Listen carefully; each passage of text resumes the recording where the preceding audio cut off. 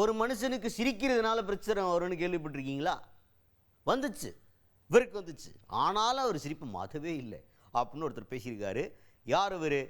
யாருடைய சிரிப்பை பற்றி பேசுகிறாரு பார்த்துருவோம் வாங்க. தமிழ்நாடு முதல்வர் முத்துவேல் கருணாநிதி ஸ்டாலின் அவர்கள். அவர் தான் இப்போ பயங்கரமான ஒரு ஈவெண்ட் ஒன்று நடந்துச்சு திமுக சார்பில். என்னென்னா, ஓபிஎஸ் தலைமையில் ஒரு 50,000 பேர் திமுகவில் இணையும் விழா அப்படின்ற மாதிரி பயங்கரமாக நடந்துச்சுல. அது வந்து மேடையில் பேசுகிறார் முதல்வர். அப்போ பேசும்போது என்ன சொல்கிறாருன்னா, ஓ பன்னீர்செல்வம் அவர்கள் வந்து எப்போவுமே சிரித்த முகத்துடன் இருப்பவர். அவருடைய சிரிப்பே அவருக்கு பஞ்சாயத்து இழுத்துட்டு வந்துச்சு. என்னைய பார்த்து சிரிச்சுட்டாராம், அது ஒரு குற்றச்சாட்டுன்னு பேசினாங்க. ஏன்னா சிரிக்கிறது ஒரு பண்பாடு, ஒரு மாண்பு. எதிர்கருத்துக்கெல்லாம் இருக்கலாம், கருத்து ரீதியாக நம்ம மாறுபட்டுருக்கலாம், வேறுபட்டுருக்கலாம். ஆனால் ஒருத்தர் மூஞ்சிக்கு நேராக பார்க்கும்போது ஒரு சாதாரணமாக நல்லா இருக்கீங்களா, ஒன்றும் பிரச்சனை இல்லையா அப்படின்னு கேட்டுக்கிறதுல ஒரு பிரச்சனையா? ஒரு புன்னகை, வாங்க அப்படின்னு சிரிக்கிறது ஒரு தப்பா? அது ஒரு குத்தம்னு சொல்லிவிட்டாங்க. ஆனாலும் அதை மாற்றிக்காமல் இன்னை வரைக்கும் அதே புன்னகையோடு அதே சிரித்த முகத்தோடு இருந்து கொண்டிருக்கிறார் ஓ பன்னீர்செல்வம் அவர்கள் அப்படின்னு சொல்லிட்டு பன்னீர்செல்வம் அவர்களை பாராட்டி பேசியிருக்காரு முதல்வர் மு க ஸ்டாலின் அவர்கள். நம்ம ஓபிஎஸ் அவருடைய ஸ்பெஷாலிட்டி என்னன்னு கேட்டா, எப்பவுமே சிரிச்ச முகமாகத்தான் இருப்பார். கூட பாருங்க, அதுதான் அவருடைய பண்பு. பொதுவா ஒருத்தரை ஒருத்தர் முறைச்சுக்கிட்டாதான் பிரச்சனை ஆகும். ஆனா நம்ம ஓபிஎஸ் அவர்களுக்கு அவருடைய சிரிப்பே ஒரு காலத்தில் அவருக்கு பிரச்சனை ஆயிடுச்சு. ஒரு முறை அவர் என்னை பார்த்து சிரிச்சிட்டார் சட்டமன்றத்தில். உடனே ஸ்டாலினை பார்த்து ஓபிஎஸ் சிரிச்சிட்டார்னு ஏதோ 2 நாட்டுக்குள்ள போர் வந்த மாதிரி பிரச்சனை ஆக்கிட்டாங்க. அரசியல்ல 1000 விமர்சனங்கள் இருக்கலாம். ஆனா சட்டமன்றத்திலையும் பொதுவெளியிலையும் ஒருத்தர் சந்திக்கும் போது நலம் விசாரிக்கிறது அரசியல் மாண்பு, அதுதான் பண்பாடு. அப்படித்தான் அப்ப முதலமைச்சராக இருந்த சகோதரர் ஓபிஎஸ் அவர்களை பார்த்து மரியாதைக்காக வணக்கம் வச்சன். அவரும் சிரிச்சார். உடனே இதை குற்றச்சாட்டா ஆக்கிட்டாங்க.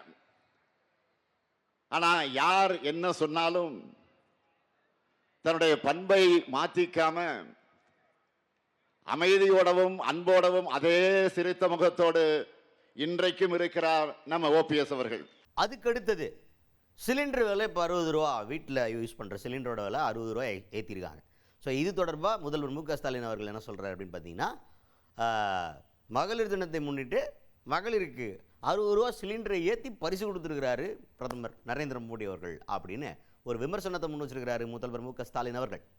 உண்மையிலேயே பாஜக யாருக்கும் நல்லது செய்யாது.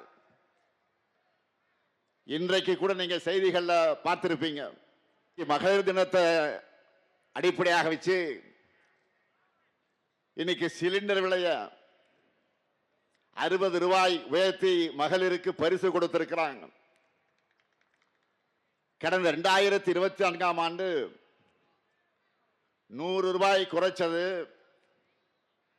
தேர்தலுக்கான பம்மாத்துன்னு நிரூபிச்சிருக்கிறார் பிரதமர் மோடி அவர்கள்.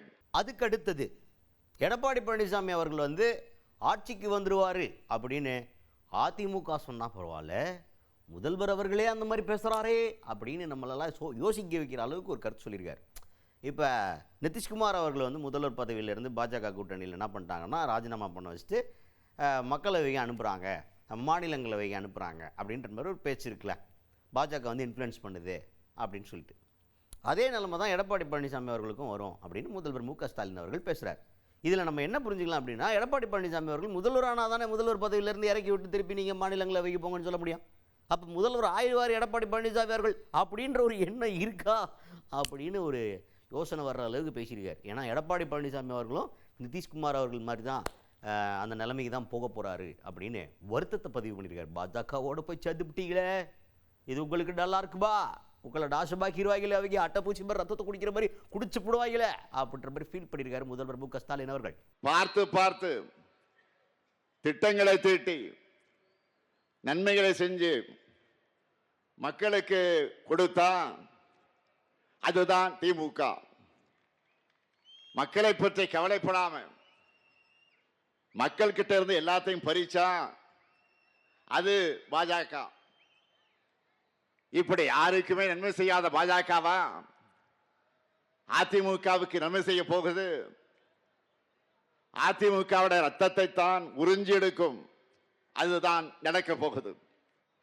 இன்றைக்கு நிதிஷ்குமார் அவர்களுக்கு ஏற்பட்டிருக்கக்கூடிய கதிதான் நாளைக்கு பழனிசாமி அவர்களுக்கும். அதுக்கு அடுத்தது இதே மேடையில் தொடர்ந்து ஓ பன்னீர்செல்வம் அவர்கள் பேசுகிறார். அதில் என்ன சொல்கிறார் அப்படின்னு பார்த்தீங்கன்னா, ஓ பன்னீர்செல்வம் அவர்கள் நம்ம இணைஞ்சிருக்கிறத பார்த்து நிறைய பேருக்கு பொறுக்கல, வயிற்றுச்சலாக இருக்குது, பொறாப்பு போடுறாங்க, நிறைய பேருக்கு தூக்கமே கெட்டு போச்சு. ஆனால் இந்த இணைப்பின் மூலமாக அபரிவிதமான ஒரு சக்தி நமக்கு கிடச்சிருக்கு. நம்ம யாராலையுமே எதிர்க்க முடியாது. நம்மளை எதிரியே இல்லாத முதல்வருக்கு மேலும் பலம் சேர்க்கும் விதமாக இந்த நிகழ்வு அமைஞ்சிருக்கு அப்படின்னு எதை சொல்கிறாரு? ஒரு தலைமையில் 50,000 பேர் திமுகவில் போய் இணைஞ்சிருக்காங்களே, அதை பற்றி பேசுகிறாரு இப்போ ஓ பன்னீர்செல்வம் அவர்கள். தமிழகத்தை பொறுத்தவரை தேசியம் என்ற பெயரில் மதவாத அரசியல் என்பது வெறும் பேச்சு, வெற்று பேச்சு. இன்று இங்கு எப்போதும் திராவிடமே நமர் உயிர் மூச்சு. நம்முடைய இந்த இணைப்பு சிலருக்கு வெறுப்பை தந்திருக்கிறது, சிலரது தூக்கத்தையும் கெடுத்திருக்கிறது. எதிரணியினரின் வெற்றி வாய்ப்பை முற்றிலுமாக தடுத்ததற்கென்றால் அதன் மூல காரணமாக இருப்பவர் கண்ணுக்கெட்டிய தூரமேறி எதிரிகளே இல்லை என்ற சொல்லை நடைமுறைப்படுத்துகிறவர், பதறாத பண்பாளர், சிதறாத சிந்தனையாளர், கட்சியை மட்டுமல்ல ஆட்சியை வழிநடத்துவதிலும் சரி, தோழமை கட்சியினரை மாண்போடு நடத்துவதிலும் சரி, இவரைப் போல ஒரு பக்குவப்பட்ட தலைவர் இந்தியாவிலே இல்லை என்ற நிலை இன்றைக்கு ஏற்பட்டிருக்கிறது.